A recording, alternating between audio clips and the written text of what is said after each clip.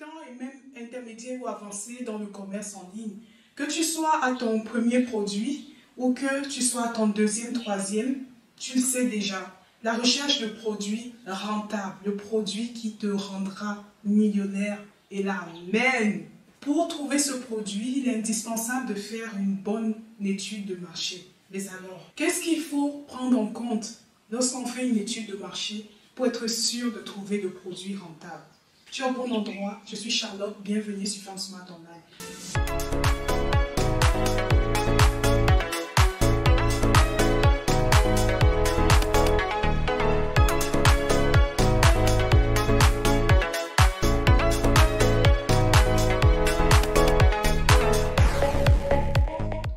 Sans plus attendre, commençons avec l'étude de marché pour trouver le produit rentable à mettre en vente cette année.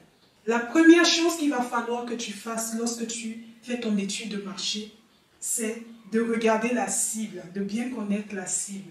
Dans quel pays est-ce que tu vas vendre? À quel type de personne tu vas t'adresser? Même au sein d'une même région géographique.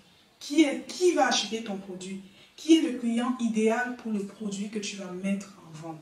C'est très important de comprendre les habitudes d'achat, les comportements des clients du pays dans lequel tu vas vendre.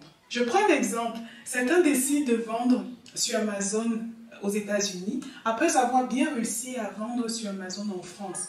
Mais il ne suffit pas de dupliquer, il ne suffit pas de te dire « Ah, j'ai réussi en France et je vais utiliser les mêmes techniques ». Les habitudes et comportements sont complètement différents. Les Américains n'achètent pas comme les Français et vice-versa. La deuxième chose qu'il va falloir que tu prennes vraiment en compte, ça va être la taille de ton marché. Les gens parfois me disent « Ah, je vais aller sur Amazon.com » pour ceux qui vendent sur Amazon parce que c'est le plus gros marché. Parfois ça me fait rire parce que certaines personnes, ils vont juste parce que c'est le plus gros marché sans savoir si c'est un marché qui est adapté à eux.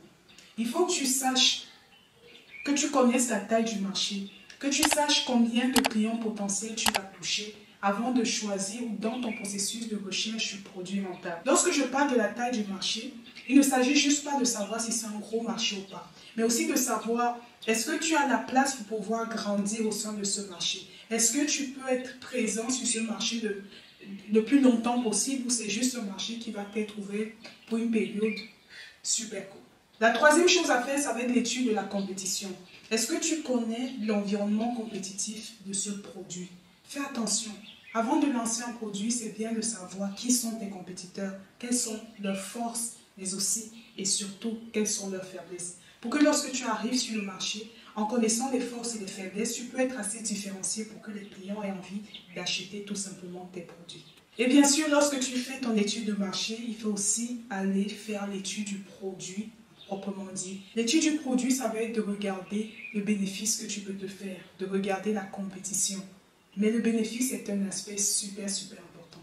Alors, j'espère que tu as aimé cette vidéo. Retrouve-moi dimanche direct pour la formation gratuite. Like, abonne-toi à cette chaîne. Ici, tu es sûr d'avoir toutes les astuces qui vont te permettre de réussir dans le commerce en ligne. À bientôt!